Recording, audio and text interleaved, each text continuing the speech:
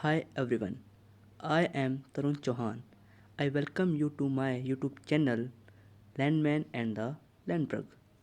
Here we will discuss about the cultivation practices of different horticultural crops. हमने अपनी पिछली video में पढ़ा था संतरा, नींबू, किन्नू आदि इन सब के बारे में। आज हम अपनी इस वीडियो में पढ़ेंगे अंगूर के बारे में। तो चलिए शुरू करते हैं इसी के साथ हम अपना आज का वीडियो। सबसे पहले इंट्रोडक्शन यानी परिचय, अंगूर के परिचय के बारे में। हिंदी नेम अंगूर, हिंदी में हम इसे अंगूर कहते हैं। इंग्लिश नेम ग्रेप्स, अंग्रेजी में हम इसे ग्रेप्स कहते हैं। साइंटिफिक नेम विटिस विनिफेरा, वैज्ञानिक नाम है इसका विटिस विनिफेरा। फैमिली विटेशी।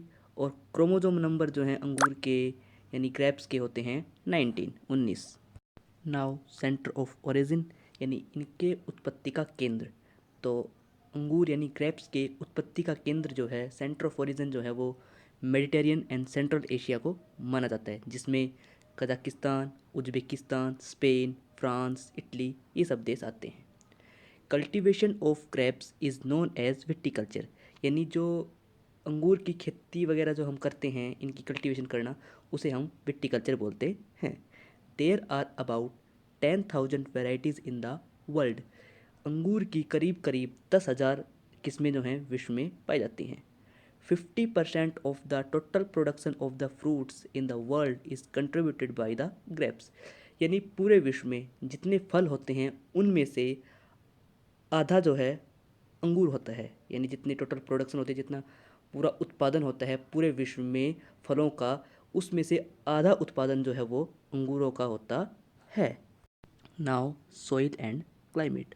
अब हम पढ़ेंगे कि अंगूर के लिए कैसी मिट्टी और कैसा वातावरण चाहिए। तो हमारा पहला पॉइंट है well drained rich loamy soil with pH of 6.5 to 7। Soil depth should be almost 1 metre. इसके लिए अच्छी वाली बालुई मिट्टी चाहिए जिसका pH 6.5 से 7 तक हो, और करीब करीब 1 मीटर की गहराई तक जो है हम इस अंगूर को बोते हैं।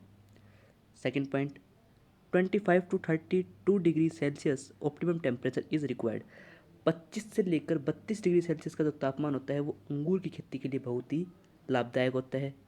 Third point it requires long warm summer and rainy winters, यानी सर्दियों में तो जहाँ थोड़ी बहुत बारिश होती हो, और समर यानी गर्मी जो है लंबे समय तक जहाँ पर रहती हो, उस जगह पर अंगूर की खेती बहुत ही अच्छे तरीके से होती है। वो जगह अंगूर की खेती के लिए बहुत ही अच्छा होता है। Now propagation of grapes. तो जैसा कि हम प्रोपगेशन का मतलब पहले पढ़ चुके हैं कि प्रचार प्रसार, लेकिन यहाँ पर वो वर्ड ठीक नहीं रहेगा। यहाँ पर हम कहेंगे कि प्रोपगेशन का मतलब कि कैसे ये रिप्रोड्यूस कर सकते हैं। तो हमारा पहला पॉइंट है grapes can be propagated by cutting, grafting and budding. Mainly by cutting. अंगूर जो हैं ये कटिंग से, ग्राफ्टिंग से, बडिंग से प्रोपगेट कर सकते हैं। ज़्यादातर जो हैं ये कटिंग से प्रोपगेट करते हैं। Second point 1 year old shoot cutting is used. इसमें हम 1 साल पुराना जो है शूट जो है यूज़ करते हैं कटिंग के लिए। Third point cutting of 25 to 30 centimeter length are prepared by making the lower cut should below a bud and upper cut slightly above the bud। इसमें जो हम कटिंग लेंगे वो 25 से 30 सेंटीमीटर लंबी होनी चाहिए। उसमें हम क्या करेंगे कि जो नीचे वाला कट होता है वो बड के नीचे लगाएंगे, और ऊपर वाला कट जो है वो बड के ऊपर लगाएंगे। हमारा फोर्थ पॉइंट है cutting should be tied stored in most sand for a month. जो कटिंग हमने ली है उसे हम नमी वाली बालुई मिट्टी में करीब करीब 1 महीने तक दबा देंगे। Last but not list at the end of winter sprouted and rooted cutting can be lifted and planted in the main field. जब सर्दियाँ ख़त्म हो जाएंगी तब जो कटिंग्स स्प्राउटेड हो चुका है यानी अंकुरित हो चुका है, जिसमें से टहनियाँ जो हैं निकलनी शुरू हो गई हैं, उसको हम वहाँ से उखाड़ेंगे, लिफ्ट करेंगे, और गमले में से उखाड़ेंगे और उसको हम मेन फील्ड यानी हमारा जो मेन खेत है उसमें जाके लगा देंगे। Now preparation of main field and planting. अब हम पढ़ेंगे कि अंगूर की खेती के लिए हम कैसे खेत तैयार करते हैं और कैसे जो है हम पौधों को लगाते हैं। तो हमारा पहला पॉइंट है trench of 0.6 metre width and 0.6 metre depth are dug at a distance of 3 metre for Muscat. सबसे पहले हम बात करेंगे मस्कट वैरायटी है, ये एक अंगूर की वैरायटी होती है। उसमें हम क्या करेंगे 0.6 मीटर का एक गड्ढा, 0.6 मीटर चौड़ा 0.6 मीटर गहरा एक गड्ढा खोदेंगे 3-3 मीटर की दूरी पर। Second point other varieties 1 metre cube pits are dug. दूसरी वैरायटी के लिए 1 मीटर क्यूब का गड्ढा हम खोद लेंगे। Third point the rooted cuttings are planted during June July. हमने जो गमले में जो पौध लगाई थी उसको हम कब खेत में ला के लगा सकते हैं, जून जुलाई के महीने में। Fourth point FYM and manures applied in the trench and covered with soil. जो गड्ढे हमने खोदे हैं अंगूर के पौधे लगाने के लिए उनमें हम देसी खाद और ये यूरिया वगैरह DAP वगैरह ये हम उस गड्ढे में डाल देंगे और फिर उसको ऊपर से जो है मिट्टी भी डाल देंगे जो हमने उस गड्ढे में से निकाली है। Now spacing. अब हम पढ़ेंगे कि हमें अंगूर के पौधे कितनी कितनी दूर पर लगाने चाहिए।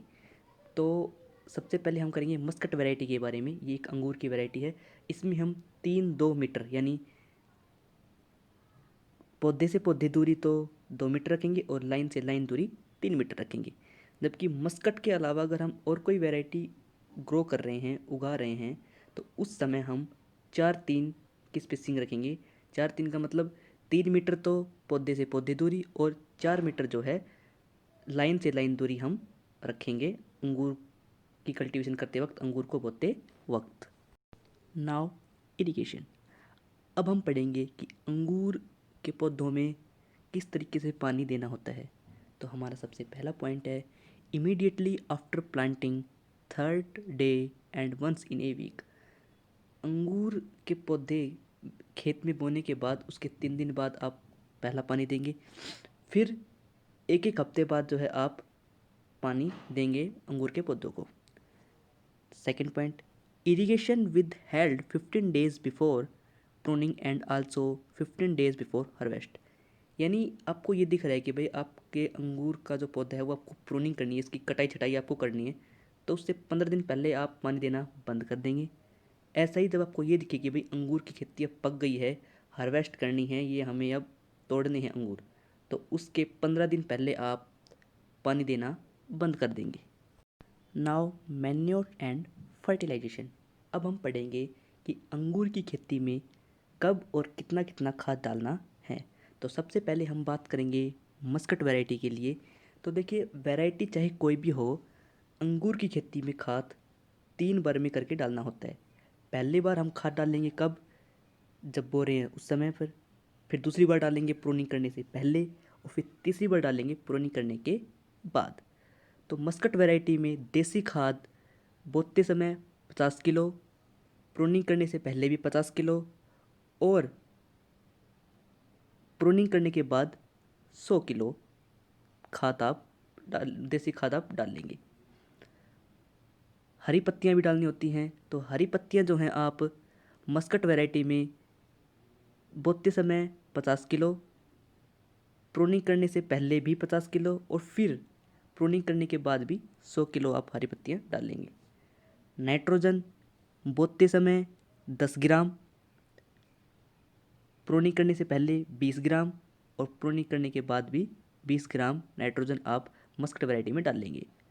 फॉस्फोरस की बात करें मस्कट वैरायटी के केस में तो 8 ग्राम बोते समय, 16 ग्राम प्रूनिंग करने से पहले और 16 ग्राम प्रूनिंग करने के बाद। प्रूनिंग का मतलब होता है कटाई छटाई करना। पोटाशियम की बात करें तो बोते समय 30 ग्राम, प्रूनिंग करने से पहले 4 ग्राम और प्रूनिंग करने के बाद 60 ग्राम पोटाशियम आप हर एक पौधे को मस्कट वैरायटी के देंगे। अब मस्कट के अलावा अगर आप और कोई वैरायटी ग्रो कर रहे हैं तो उसमें देसी खाद बोते समय 50 किलो, प्रूनिंग करने से पहले 50 किलो और प्रूनिंग करने के बाद 100 किलो। हरी पत्तियाँ की बात करें अगर किसी मस्कट के अलावा और किसी वैरायटी में, तो 50 किलो बोते समय, 50 किलो प्रूनिंग करने से पहले और 100 किलो प्रूनिंग करने के बाद। नाइट्रोजन की बात करें 20 ग्राम बोते समय, 30 ग्राम प्रूनिंग करने से पहले और 40 ग्राम नाइट्रोजन जो हैं वो प्रूनिंग करने के बाद आप हर एक पौधे को देंगे, मस्कट के अलावा अगर आप और कोई सी वैरायटी ग्रो कर रहे हो तो। फॉस्फोरस में 8 ग्राम बोते समय, 16 ग्राम प्रूनिंग करने से पहले, 24 ग्राम फॉस्फोरस प्रूनिंग करने के बाद हर एक पौधे को आप देंगे अगर आप मस्कट वैरायटी के अलावा और कोई वैरायटी ग्रो कर रहे हो तो। पोटाशियम 40 ग्राम बोते समय, 80 ग्राम प्रूनिंग करने से पहले और 120 ग्राम पोटाशियम जो है आप मस्कट वैरायटी के अलावा अगर आप और कोई वैरायटी ग्रो कर रहे हो, बो रहे हो अंगूर की, तो वो प्रूनिंग करने के बाद आप पोटाशियम उसको हर एक पौधे को दोगे। Now paste. अब हम पढ़ेंगे अंगूर की खेती में लगने वाले कीड़े। तो जैसे सबसे पहले हम पढ़ रहे हैं थ्रिप्स। तो थ्रिप्स जो है अंगूर की खेती में जो लगता है, जो आपको राइट साइड में जो फोटो दिख रही है ऐसा होता है। इससे छुटकारा पाने के लिए हम डाई मेथियोट की स्प्रे करेंगे। 1 लीटर पानी में 2 ml डाई मेथियोट मिला के और हम स्प्रे कर देंगे अंगूरों के पेड़ों पर, तब जो है थ्रिप्स का अटैक कम हो जाएगा। Now the other one paste is mealybug. और जो कीड़ा लगता है अंगूर में वो है मिलीबग। इससे छुटकारा पाने के लिए या इसका अटैक को कम करने के लिए हम मोनोक्रोटोफॉस की स्प्रे करेंगे। 2 ml मोनोक्रोटोफॉस ऐड करेंगे 1 लीटर पानी में और फिर अंगूर के पौधे पर स्प्रे कर देंगे, तो मिलीबग का अटैक जो है वो कम हो जाएगा। Now disease. अब हम पढ़ेंगे अंगूर में होने वाली बीमारियों के बारे में। तो सबसे पहली बीमारी है पाउडरी मिल्ड्यू। इसमें क्या होता है कि जो अंगूर हैं उनके ऊपर एक सफ़ेद सफ़ेद सा जो है चून सा लग जाता है। हमें इस बीमारी से छुटकारा पाने के लिए हम क्या करेंगे, सल्फ़र डस्टिंग का यूज़ करेंगे। सल्फ़र डस्टिंग यानी हम क्या करेंगे, 6 से 12 किलोग्राम सल्फ़र डस्टिंग का इस्तेमाल करेंगे 2.5 किले में 1 हेक्टेयर में पाउडरी मिल्ड्यू बीमारी से छुटकारा पाने के लिए। The other one disease is downy mildew. अंगूर में होने वाली एक और बीमारी जो है वो है डाउनी मिल्ड्यू। इसमें क्या होता है कि पत्तियों पर सफ़ेद सफ़ेद धब्बे से आ जाते हैं। इस बीमारी से छुटकारा पाने के लिए हम स्प्रे करेंगे 1% BM की डाउनी मिल्ड्यू से छुटकारा पाने के लिए। Now yield. अब हम पढ़ेंगे कि भाई अंगूर का उत्पादन कितना होता है उसके बारे में। तो सबसे पहले देखिए सीडलेस, जो बिना बीज के अंगूर होते हैं उनका उत्पादन 1 साल में 2.5 किले में 15 टन तक हो जाता है। मस्कट वैरायटी का 30 टन 2.5 किले में 1 साल में। पचा द्रोक्ष 40 टन 2.5 किले में 1 साल में। अनाब ए शाही और अरक हाइब्रिड्स जो वैरायटी होती है अंगूर की, इनका 1 साल में 2.5 किले का उत्पादन 20 टन तक पहुंच जाता है। सो गाइज़, ये था हमारा आज का वीडियो। आई होप आपको वीडियो पसंद आया होगा। अगर आपको वीडियो पसंद आया है तो वीडियो को लाइक करें, शेयर करें और अगर आप इस चैनल पर नए हैं तो चैनल को सब्सक्राइब ज़रूर करें ताकि आपको फ्रूट क्रॉप से रिलेटेड वीडियो मिलती रहें। Thank you.